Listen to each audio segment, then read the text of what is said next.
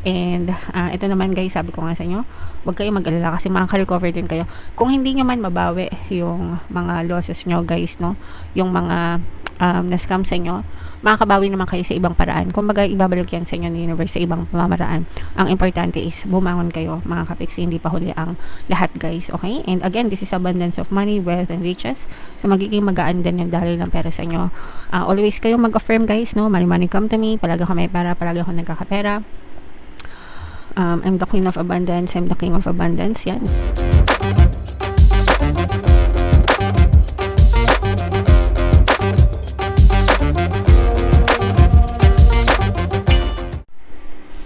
Hello guys, hello Aquarius, welcome back to Pinay Pixie Tarot. Ang pamagat ng episode natin for tonight is full moon kapalaran para ngayong March to April para sa Aquarius, Sun, Moon, Rising sign, and Venus. So yung ating full moon guys ngayong March ay sa March 3, tapos yung next na full moon naman natin sa April ay sa April 1 mga kapiksi. So ang reading na to ay para sa period na yan. Ang pamagat ng ating full moon guys ay wolf moon, isa din siyang blood moon, isa siyang kasabay siya ng lunar eclipse actually, no, total lunar eclipse, kaya malakas na malakas yung energy ngayong full moon guys, okay?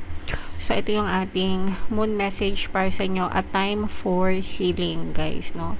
Ito na yung pagkakataon para mag-heal kayo, mag-move on kayo guys sa mga nakaraan nyo, no. You have to let go of the past and focus on the present mga kapiksi, para sa magandang future nyo rin yan guys, okay? When one is healed, all are healed. Kapag okay kayo, kapag okay yung isang aspeto ng buhay nyo, magiging ma-okay din ang lahat para sa inyo guys, no. Ano yan, parang domino effect guys. Ganun din naman guys kapag negative, 'di ba? Kapag yung sinasabi nilang sakit ng kalingkinan, damdam ng buong katawan, ganun din kapag healed kayo, kapag okay kayo, guys, maganda din yung pakiramdam nyo, everything is working well.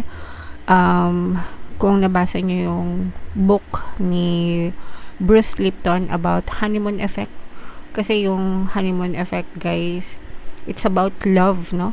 And kapag malakas yung love energy, in love ka, 'di ba, magaan ang buhay mo, lahat ng aspeto ng buhay mo nagiging maganda.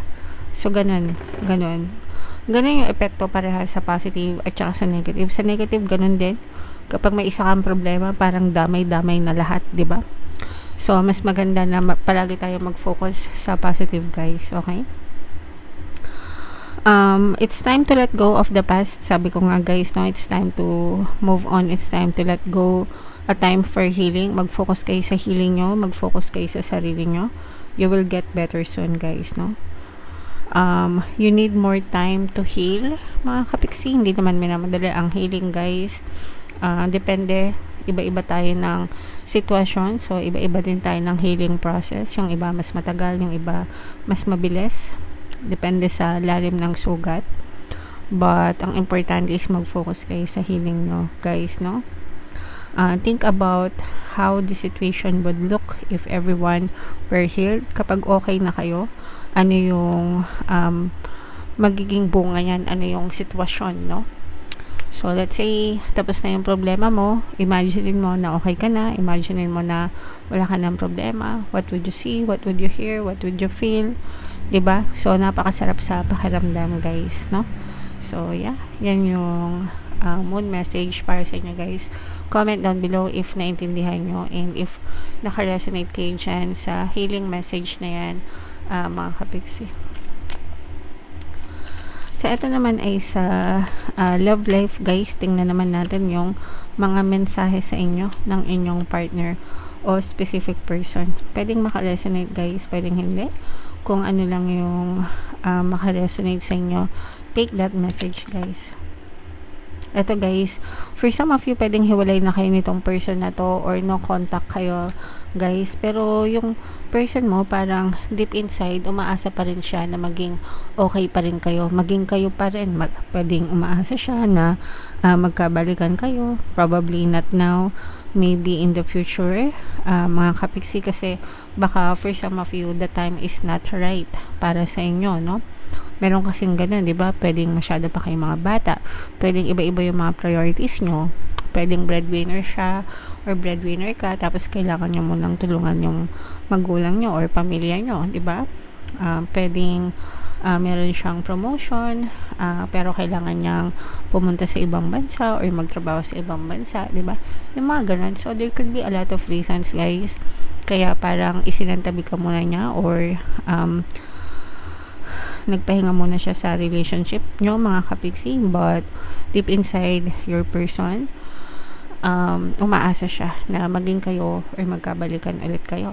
Hindi siya nagre-react, no? I don't react when people mention you kapag may mga nangungumusta sa kanya tungkol sa inyo, siguro dinededman na lang niya or hindi siya masyadong nagbibigay ng detalye.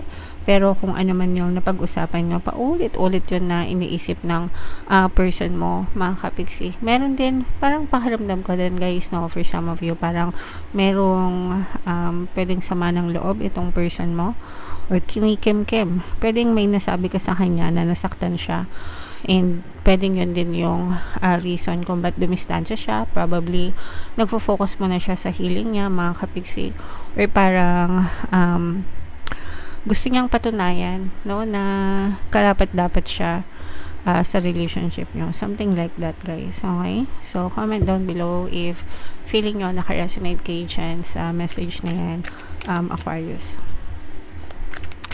So, shuffle natin to, guys. Hanapin natin yung energy ng moon at saka yung energy ng Aquarius. Habang sinushuffle ko to, panoorin nyo muna, guys, yung video natin regarding sa ating paano mag-manifest ng abundance video course.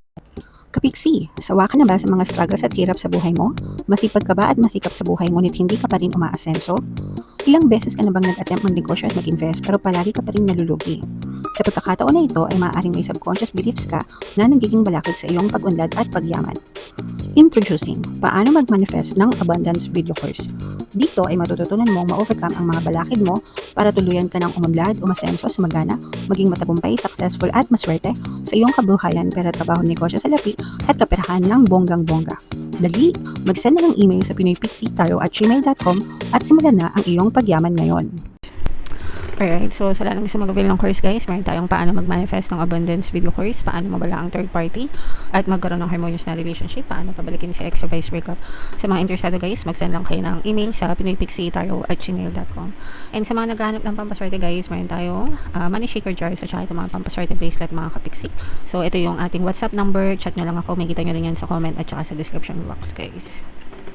So Aquarius, kayo ay represent ng King of Swords. Ito yung ating moon energy, mga kapiksi. Meron din dito ang presence ng earth signs, Capricorn, Taurus, Virgo. For some of you, maaaring may ganyang element kayo sa inyong natal chart, or you may be dealing with other signs na may ganyan sa kanilang natal chart, mga kapiksi.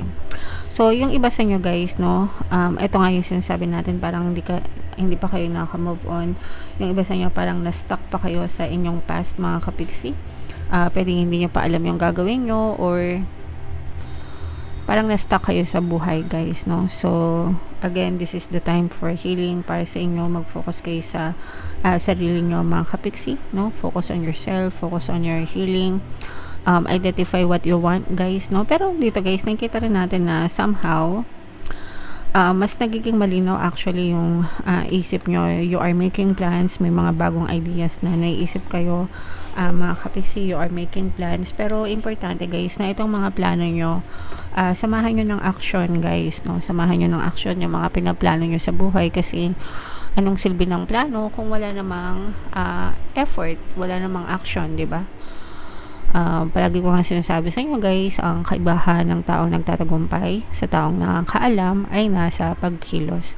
So, efforts will bring you results, guys. Kaya make sure na yung mga plano nyo, panindigan nyo, no? And take action, mga kapiksi. And nakikita din naman natin guys na may tutulong sa inyo. Ito guys, parang I'm sensing na may tutulong sa inyo para umangat, no? Umangat naman yung buhay nyo or makarecover guys, no? This is also recovery for some of you, especially kung galing kayo sa mga problema, galing kayo sa mga pagsubok or challenge guys, no? Makakatanggap kayo ng mga helping hands guys. Makakatanggap kayo ng tulong, may magre-reach out sa inyo para tulungan kayo, or kung ikaw man, if ever man na ikaw yung mag-reach out sa ibang tao para humingi ng tulong, tutulungan ka nila, isasalba ka nila, mga kapiksi. And yung mga tulong na yon magagamit mo guys para una, para makarecover, pangalawa, para makaangat din. So, hindi lang kayo basta makaka-recover guys, makakaangat din kayo, okay? So, this is not just recovery, but also progress guys, magandang progreso sa buhay. So, i-main nyo yan guys, mga recovery, pag-angat, pagbangon, mga tulong, no, from other people, at saka yung healing guys, no, make sure na mag-focus kayo sa healing nyo nga. Ayan, no, this is abundance of money, wealth, and riches. Guys, pagdating yung iba sa inyo guys, parang feeling ko ayan na, may mga pinagsisisihan kayo. Ito yung panloloko mga kapiksi. Pwedeng naloko kayo or nanloko kayo. Kung kayo yung nanloko guys, syempre alam niyo na may bad karma yan mga kapiksi. And for some of you, maaring nagsasuffer kayo sa bad karma kung kayo yung nanloko guys, okay? Kung kayo naman yung naloko mga kapiksi, ito naman ay babala, na mag-ingat kayo sa mga panloloko, no? Kung kayo yung nanloko, medyo nagsasuffer pa yung iba sa inyo. Kaya nga, sabi ko sa inyo guys, di ba? May tutulong naman sa inyo para makarecover kayo. And that's because yung iba nga sa inyo is naloko, na-scam, ganyan. So, if ever, pwede kayong humingi ng tulong sa ibang tao, family, ganyan. Para makabangon kayo, makabawi kayo dun sa mga na-scam sa inyo or naloko sa inyo, guys, okay? And ito naman guys, sabi ko nga sa inyo, huwag kayo mag-alala kasi makaka-recover din kayo. Kung hindi nyo man mabawi yung mga losses nyo guys, no, yung mga na-scam sa inyo, makakabawi naman kayo sa ibang paraan. Kumbaga, ibabalik yan sa inyo ni universe sa ibang pamamaraan.